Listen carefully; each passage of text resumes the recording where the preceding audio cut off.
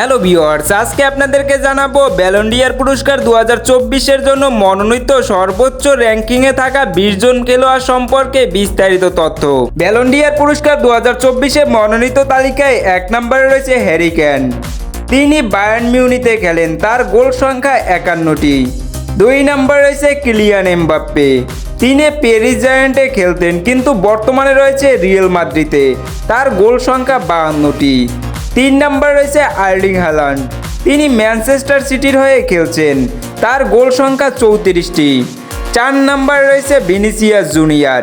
তিনি রিয়াল মাদ্রিদের হয়ে খেলে থাকেন, তার গোল সংখ্যা 26টি। 5 নম্বরে রয়েছে জুড বেলিংহাম। তিনি রিয়াল মাদ্রিদের খেলেন, তার গোল সংখ্যা 27টি। 6 নম্বরে রয়েছে রদ্রিগো।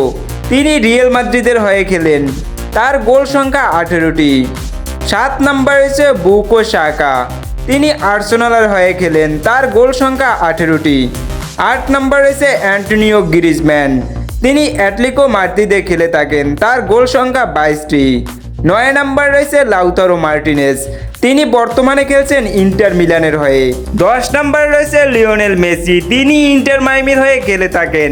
11 নম্বরে রয়েছে কেভিন ডি ব্রুইন। তিনি ম্যানচেস্টার সিটির হয়ে খেলে থাকেন।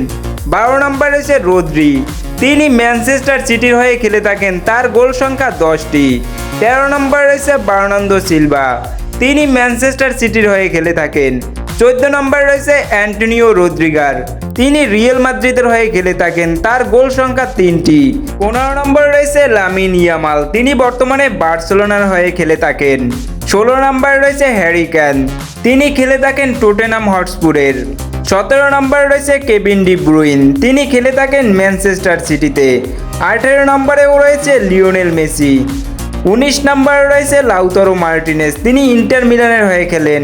এবং 20 নম্বরে রয়েছে অ্যান্টোনিও রদ্রিগার। তিনি খেলেন রিয়াল মাদ্রিদের হয়ে। আপনার মতে 2024-এ ব্যালন ডি'অর পুরস্কার কে পাবে? অবশ্যই কমেন্ট করে জানিয়ে দিবেন।